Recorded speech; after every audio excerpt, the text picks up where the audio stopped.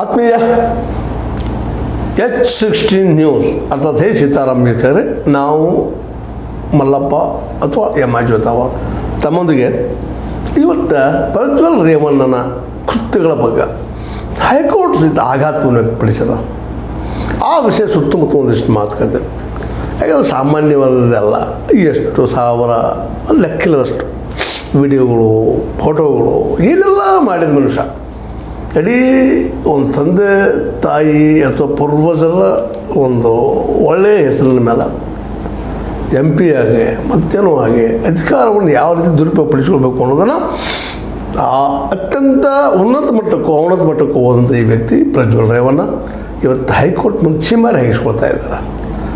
ಅದಕ್ಕೆ ಕಾರಣ ಇಷ್ಟ, ಮೊದಲನೇದಾಗೆ ದೊಡ್ಡ ಅಪರಾಧ ಮಾಡಿದ್ದಾರೆ. ಅದು ಅಪರಾಧ ಅಂತ ಕ್ಷಮಿಸಲಿಕ್ಕೆ ಅರ್ಹನೇ ಅಲ್ಲದಂಥದ್ದು, ಶಿಕ್ಷೆ ಆಗಲೇಬೇಕಾದಂಥದ್ದು. ಇದರಲ್ಲಿ ಎರಡು ಮಾತಿಲ್ಲ. ಅದು ಇವತ್ತು ಹೈಕೋರ್ಟ್ ಸಹಿತ ನಮ್ಮ ಧಾರವಾಡ ನ್ಯಾಯಪೀಠದಲ್ಲಿ ಇರ್ತಿರೋದು ನ್ಯಾಯಮೂರ್ತಿ ಎಂ ನಾಗಪ್ರಸನ್ನ ಅವರು ಆಘಾತ ವ್ಯಕ್ತಪಡಿಸಿದ್ದಾರೆ. ಏನಪ್ಪ ಇದು, ಈ ಮನುಷ್ಯ ಎಷ್ಟು ಯಾವ ಮಟ್ಟಕ್ಕೆ ಇದ್ದಾನೆ ಇವನು ಅಂತ. ಮತ್ತು ಇಷ್ಟೆಲ್ಲ ಮಾಡಿಯೂ ಸಹಿತ ಇನ್ನೂ ಏನೂ ಮಾಡಿಲ್ಲ, ಇದನ್ನು ತಪ್ಪಿಸೋಳಿಗೆ ಏನು ಸಾಧ್ಯದ. ಪ್ರಾಸಿಕ್ಯೂಷನ್ಗೆ ಎಲ್ಲ ಫೋಟೋಗಳನ್ನು ಅಥವಾ ಎಲ್ಲ ವಿಡಿಯೋಗಳನ್ನ ಬಳಸ್ಕೊಳ್ತಾರೆ ಏನೋ ಭಯ ಇರ್ಬೋದು, ಮತ್ತೇನಿರ್ಬೋದು ಗೊತ್ತಿಲ್ಲ. ಅವರು ಒಂದು ಅರ್ಜಿಯನ್ನು ಸಲ್ಲಿಸ್ತಾರೆ ತಮ್ಮ ವಕೀಲರ ಮೂಲಕ. ನನ್ನ ಕಾರು ಚಾಲಕನ ಸ್ಯಾಮ್ಸಂಗ್ ಫೋನ್ನಿಂದ ಪಡೆದುಕೊಂಡಿರೋ ಫೋಟೋ ಮತ್ತು ಎಲ್ಲ ವಿಡಿಯೋಗಳನ್ನು ಒದಗಿಸಲು ಪ್ರಾಸಿಕ್ಯೂಷನ್ಗೆ ನಿರ್ದೇಶಿಸಬೇಕು. ಪ್ರಾಸಿಕ್ಯೂಷನ್ ನಿರ್ದೇಶಿಸಬೇಕು, ಡೈರೆಕ್ಷನ್ ಮಾಡಬೇಕು. ದಯವಿಟ್ಟು ನನ್ನ ಫೋಟೋಗಳು ಮತ್ತು ಕ್ಯಾಯರ್ದವೆಲ್ಲ ಕೊಡಬೇಕು ಅಂತ. ಎಷ್ಟು ದಾಷ್ಟ ನೋಡ್ರಿ ಮನುಷ್ಯನಿಗೆ. ಅದು ಇನ್ನೊಬ್ಬರ ಫೋಟೋಗಳು, ಅವ್ರ ವೈಯಕ್ತಿಕ ಫೋಟೋ, ಅದು ಹೆಣ್ಣುಮಕ್ಕಳ ಫೋಟೋಗಳು. ತಾನು ಏನೇನು ಮಾಡಿದ ಲೀಲೆಗಳನ್ನು ಅವುಗಳನ್ನು ಮತ್ತೆ ಮರಳಿ ಕೇಳ್ತಾ ಇದ್ದಾನೆ. ಅಂದ್ರೆ ಈ ತನ್ನ ಕೇಸಿಗೆ ಅದು ಉಪಯೋಗ ಮಾಡಬಾರ್ದು ಅನ್ನೋ ದೃಷ್ಟಿಕೋನ ಇರ್ಬೋದು. ಅದಕ್ಕೆ ಅವರು ನಮ್ಮ ನಾಗಭೂಷಣ್ ಅವ್ರ ಸಿಟ್ಟಿನಿಂದ ರಭಸದಿಂದ, ಅಲ್ಲಪ್ಪ ಮಾರಾಯ, ನೀವು ಎಲ್ಲ ಹದ್ದು ಮೀರಿ ಬಿಡಿದ್ರಿ ನಿಮ್ಮ ದುಷ್ಕೃತ್ಯದೊಳಗೆ. ಯಾವ ಪ್ರಮಾಣದಲ್ಲಿ ನಿಮ್ಗೆ ಕ್ಷಮಿಸೋದು ಸರಳವಾಗಿ ನಮ್ಗೆ ಸಾಧ್ಯ ಆಗ್ತಾ ಇಲ್ಲ. ನಿಮ್ಗೆ ಏನು ಹೇಳೋಕ್ಕೆ ತಿಳಿತಾ ಇಲ್ಲ ನಮಗಂತ ಹೇಳ್ತಾ ಇದ್ದಾರೆ ಅವರು. ಅದರಲ್ಲೂ ಮುಖ್ಯವಾಗಿ ನೀವು ಏನಪ್ಪ ಅಂತಂದ್ರೆ, ಈ ಕೇಸ್ನಲ್ಲೇ ಭಾಳ ತಪ್ಪುಗಳನ್ನು ಮಾಡಿದಿರಿ. ನಿಮಗೊಂದು ಕಾನೂನ, ಬೇರೆಯವ್ರಿಗೊಂದು ಕಾನೂನ ಇಲ್ಲ. ಇಲ್ಲಿ ಎಷ್ಟು ಸೀಮಿತತೆ ಇದೆ ನಿಮಗೆ. ನಾವು ಸೀಮಿತವಾಗಿ ನಿಮಗೆ ಸಹಕಾರ ಮಾಡ್ಬೋದು ವಿನ ಅದರ ಮೀರಿ ಯಾವುದೂ ಮಾಡಲಿಕ್ಕೆ ಸಾಧ್ಯ ಇಲ್ಲ. ನೀವು ಮಾಡಿದ ಅಪರಾಧ ಆ ರೀತಿ ಅದ. ನೀವು ಕೇಳೋ ತಪ್ಪು ಸಣ್ಣ ಪ್ರಶ್ನೆ ಅಲ್ಲ, ಕೇಳೋ ಅವಶ್ಯಕತೆಯೂ ಇಲ್ಲ. ಯಾಕಂದರೆ ಇನ್ನೊಬ್ಬರ ಹೆಣ್ಣು ಮಕ್ಕಳ ವೈಯಕ್ತಿಕತೆಯನ್ನು, ಖಾಸಗಿತನವನ್ನು ಕೇಳೋ ಹಕ್ಕು ನಮಗಿಲ್ಲ. ಅದು ತೆಗೆದು ಇಟ್ಟಿದ್ದೀವಿ ನಾವು, ಅದನ್ನು ಇದಕ್ಕೆ ಬಳಸೋದೂ ಇಲ್ಲ. ಮತ್ತೇನಪ್ಪ ನಿಮಗಂತೇಳಿ ಅಂದ್ರೆ ಈ ರೀತಿ ಆಘಾತ ವ್ಯಕ್ತಪಡಿಸ್ಬೇಕಾದ್ರೆ ಆಗಿದ್ದರೆ ಆ ನಾಗಪ್ರಸನ್ನ ಅವ್ರಿಗೆ ಎಷ್ಟೊಂದು ನೋವಾಗಿರ್ಬೇಕು ಈ ಘಟನೆಯಿಂದ ಅಂತ.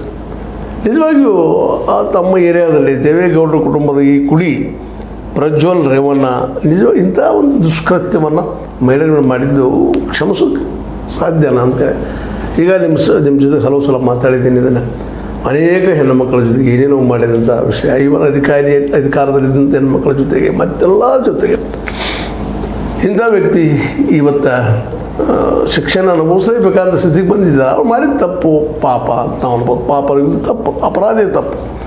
ಅದನ್ನು ಇವತ್ತು ನಮ್ಮ ಹೈಕೋರ್ಟ್ ಆದರೂ ಸಹಿತ ತೀವ್ರ ಆಘಾತ ವ್ಯಕ್ತಪಡಿಸಿ ಅವನಿಗೆ ಸಿಗೋದಿಲ್ಲ, ಅದಕ್ಕೆ ಕೇಳೋ ಅವಶ್ಯಕತೆ ಇಲ್ಲ ಆ ಫೋಟೋಸ್ ಅಂತ. ಮತ್ತು ಸತ್ಯನೋದ್ರಿ ಆ ಫೋಟೋ ತೊಗೊಂಡು ಇವ್ರೇನು ಮಾಡೋರಿದ್ದಾರೆ? ಏನು ಪ್ರಾಸಿಕ್ಯೂಷನ್ ಏನು ಸಂತ್ರಸ್ತ ಇದ್ದಾರೆ, ಅವ್ರೇನು ನಿಮ್ಮ ಮೇಲೆ ಆರೋಪ ಮಾಡಿದ್ದಾರೆ, ಅವರ ನೆಲೆಯಲ್ಲಿ ಮಾತ್ರ ನಿಮಗೆ ಪ್ರಾಸಿಕ್ಯೂಷನ್ ಆಗ್ತದೆ. ಇನ್ನುಳಿದ ಫೋಟೋಗಳ ಬಗ್ಗೆ ನಾವಿನ್ನ ಉಪಯೋಗ ಮಾಡೋದಿಲ್ಲ, ಮತ್ತು ಅದು ನಿಮಗೆ ಕೊಡೋದೂ ಇಲ್ಲ. ಸ್ಪಷ್ಟವಾಗಿ ಅದನ್ನು ಅರ್ಜಿಯನ್ನು ನಿರಾಕರಿಸಿಬಿಟ್ಟಿದ್ದಾರೆ, ವಿಲೇವರೆಗೆ ಹಾಕಿಬಿಟ್ಟಿದ್ದಾರೆ. ಒಳ್ಳೆಯ ಕೆಲಸ ಮಾಡಿದ್ದಾರೆ. ಯಾಕಂತಂದ್ರೆ ಯಾರ್ದೋ ಹೆಣ್ಣುಮಕ್ಳ ಫೋಟೋಗಳನ್ನು ಯಾರೋ ಶೂಟ್ ಮಾಡಿರ್ತಾರೆ, ಯಾರೋ ಇಟ್ಕೊಳ್ತಾರೆ, ಅದು ಜನರಿಗೆ ಹಂಚ್ತಾರೆ, ಇಡೀ ನಾಡಿನ ತುಂಬ ಹಚ್ತಾರೆ, ಅನೇಕ ಜನ ನೋಡ್ತಾರೆ. ಅದರದಾಗ ಅಲ್ಲಿಯ ಭಾಗದ ಹೆಣ್ಣುಮಕ್ಕಳು ಊರು ಬಿಟ್ಟು ಕೆಲವೊಬ್ರು ಹೋಗಿಬಿಡ್ತಾರೆ. ಎಷ್ಟೋ ಜನ ಪಾಪ ಅವ್ರ ಗಂಡಗಳ ಜೊತೆ ನೆಮ್ಮದಿ ಬದುಕನ್ನು ಮಾಡ್ಕೊಂಡು ಹೋಗ್ತಿರೋಂಥವ್ರು ಫೋಟೋಗಳು ಬಂದಾಗ ಇಡೀ ಹಾಸನ, ಪ್ರತಿಯೊಬ್ಬ ಹೆಣ್ಣುಮಕ್ಕಳಿಗೆ ಹಾಸನ ಸುತ್ತಮುತ್ತ, ಅದರಲ್ಲೂ ಹೊಳೆ ನರಸೀಪುರದಲ್ಲಂತೂ ಎಲ್ಲ ಪಾಪ ಹೆಣ್ಮಕ್ಳು ಇಷ್ಟು ಆತಂಕಗಳಾಗಿಬಿಟ್ಟಿದ್ರು. ನಂದದನು ನಿಂದದನು ಅನ್ನುವಂಥದ್ದು. ಕೆಲವೊಬ್ಬ ಜನ ಅದರಲ್ಲಿ ಭಾಗಿಯಾದಂಥ ಹೆಣ್ಮಕ್ಳು ಊರು ಬಿಟ್ಟು ಹೋಗಿಬಿಟ್ರು, ಟ್ರಾನ್ಸ್ಫರ್ ಮಾಡ್ಕೊಂಡು ಅಧಿಕಾರದಲ್ಲಿದ್ದವರು. ಏನೇನೋ ಘಟನೆ ಐತ್ರಿ. ಇದು ಈ ಪ್ರಜ್ವಲ್ ರೇವಣ್ಣನ ದುಷ್ಕೃತ್ಯದಿಂದ ಈತನ ಏನಪ್ಪ ಅಂತಂದ್ರೆ ಅತಿ ಆದಂಥ ಒಂದು ಅಶ್ಲೀಲ ವ್ಯಕ್ತಿತ್ವದಿಂದ ಏನು ಶಬ್ದ ಬಳಸ್ಬೇಕು ಇದಕ್ಕೆ ಹೇಳಿಕ್ಕೆ ಸಾಧ್ಯ ಇಲ್ಲ.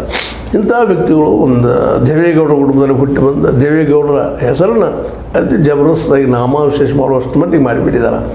ಇವತ್ತು ಹೊಳೆ ನರಸೀಪುರ ಸುತ್ತಮುತ್ತ ದೇವೇಗೌಡರ ಬಗ್ಗೆ ಒಳ್ಳೆಯ ಅಭಿಪ್ರಾಯ ಜನರಲ್ಲಿ ಇಲ್ಲ.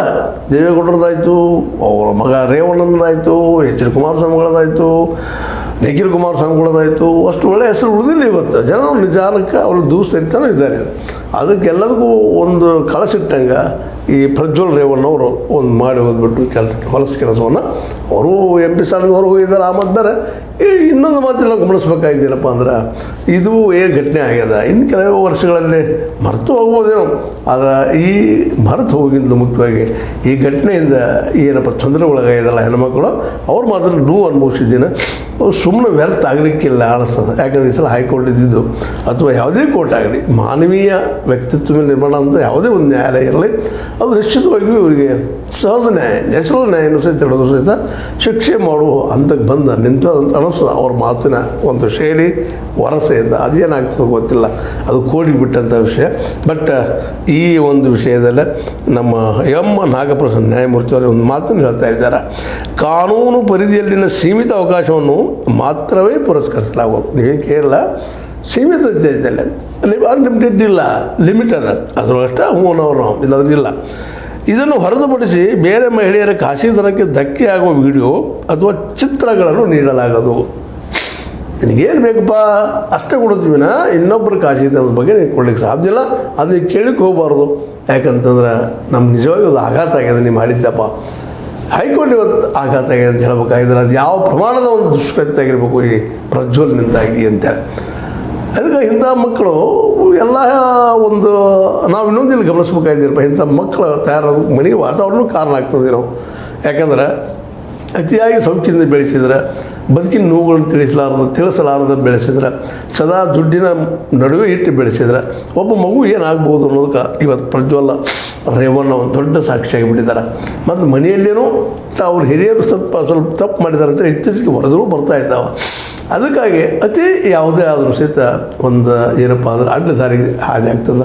ಇದು ಪ್ರಕರಣದಿಂದಾಗಿ ನಾವು ನಮ್ಮ ಮಕ್ಕಳನ್ನ ಅದರಲ್ಲೂ ಗಂಡು ಮಕ್ಕಳನ್ನ ಹೆಂಗೆ ಬೆಳೆಸಬೇಕು ಅನ್ನೋದನ್ನು ಇದರಿಂದ ಪಾಠ ಕಲಿಬೇಕಾಗಿದೆ. ಎಲ್ಲರೂ ಇವತ್ತೇನು ಒಂದು ಸ್ವಲ್ಪ ಶ್ರೀಮಂತ ವರ್ಗದವ್ರು ಇರ್ಬೋದು, ಮೇಲ್ಮಧ್ಯಮ ವರ್ಗದವ್ರು ಇರ್ಬೋದು, ಮೇಲ್ವರ್ಗದವ್ರು ಇರ್ಬೋದು, ಮೇಲ್ವರ್ಣೀಯರು ಇರ್ಬೋದು, ತಮ್ಮ ಮಕ್ಕಳನ್ನು ಬೆಳೆಸುವಲ್ಲೇ ಸಂಸ್ಕಾರವಂತರನ್ನು ಮಾಡುವಲ್ಲೇ ಭಾಳ ಪರಿಶ್ರಮ ಪಡಬೇಕಾಗಿದೆ. ಇಲ್ಲ ಇಂಥ ಮಕ್ಕಳು ಹುಟ್ಟುಕೊಂಡು ಇಡೀ ವ್ಯವಸ್ಥೆನೂ ಹಾಳು ಮಾಡ್ತಾರೆ, ಸಮಾಜನೂ ಹಾಳು ಮಾಡ್ತಾರೆ, ಇದಕ್ಕೆ ತಾವು ಹಾಳಾಗಿ ಹೋಗ್ತಾರೆ. ಆ ಹಾಳಾಗುವಂಥ ಶಬ್ದ ಅದಲ್ಲ ಅದು ನಿಜವಾಗಿಯೂ ನೋವಿನ ವಿಷಯ. ಇದು ಆಗಬಾರ್ದಾಗಿತ್ತು, ಆಗಿದೆ. ಇದಕ್ಕೆ ಶಿಕ್ಷೆ ಆಗಲೇಬೇಕಾಗ್ತದೆ. ಯಾಕಂದರೆ ಶಿಕ್ಷೆ ಇಲ್ಲ ಅಂದ್ರೆ ಬ್ಯಾಡ್ ಮೆಸೇಜ್ ಹೋಗ್ತದೆ, ಕೆಟ್ಟ ಮೆಸೇಜ್ ಹೋಗ್ತದೆ ಸಮಾಜದಲ್ಲೇ. ಇದೆಲ್ಲ ಮಾಡಿದರೂ ಸರ್ ಆಗ್ತದೆ ಪರಿ ಉಳಿತೀವಿ ನಾವು ಅನ್ನುವಂಥ ಕೆಟ್ಟ ಮೆಸೇಜ್ ಹೋಗ್ತದೆ. ಅದಕ್ಕೆ ತಪ್ಪಿತಸ್ಥರಿಗೆ ಶಿಕ್ಷೆ ಆಗಬೇಕು. ಆ ದಿಶೆಯಲ್ಲಿ ಹೈಕೋರ್ಟ್ ಮುಂದುವರೆದಂತ ಅನಿಸ್ತದೆ. ನೋಡೋಣ ಏನಾಗ್ತದೆ ಮುಂದಿನ ದಿನದಲ್ಲೇ. ಆದರೂ ಪ್ರಜ್ವಲ್ ರೇವಣ್ಣರ ಈ ಕೃತ್ಯ ಮಾತ್ರ ಎಲ್ಲರೂ ಖಂಡಿಸೋರಾಗಿದ್ದಾರೆ ಅನ್ನೋ ಮಾತ್ರ ಅಷ್ಟು ಸತ್ಯದ. ಅವ್ರ ತಂದೆಗೆ ಒಳ್ಳೇದನಿಸಿದ್ದು ಯಾಕೆ ಹಡದವ್ರಿಗೆ ಹೆಗ್ಗಿನ ಮುದ್ದು ಅಂತ ನಮ್ಮ ಕನ್ನಡದ ಗಾದಿ ಮಾತದ. ಅವ್ರಿಗೆ ಮುದ್ದಿರ್ಬೋದು, ಬಟ್ ಅವರು ತಿಳ್ಕೊಬೇಕಾಗಿದೆ ಇವತ್ತು ಇದು ತಪ್ಪಾಗ್ಯದಪ್ಪ ನಮ್ಮ ಮಗಳಿಂದ ಅಂತೇಳಿ ಅವ್ರಿಗೆ ಶಿಕ್ಷೆ ಕೊಡಿಸಿದ್ರೆ ಸ್ವಲ್ಪ ಸಮಾಧಾನ ಆಗುವಂಥ ಸಾಧ್ಯತೆಗಳಿದ್ದಾವೆ ಅಂತ ಹೇಳ್ತಾ ಇದು ನಿಮಗೆ ಲೈಕ್ ಆಗಿರ್ಬೋದು. ಲೈಕ್ ಮಾಡಿ, ಶೇರ್ ಮಾಡಿರಿ, ಕಾಮೆಂಟ್ ಮಾಡಿರಿ. ಜೊತೆಗೆ ಸಬ್ಸ್ಕ್ರೈಬ್ ಆಗೋದು ನಿಲ್ಲಿಸ್ಬೇಡ್ರಿ. F16 ನ್ಯೂಸ್ ಅಥವಾ ಹೇ ಸೀತಾರಾಮ್ ಇದು ಸತ್ಯದ ಕೈಗಳಲ್ಲಿ ವಂದನೆಗಳು.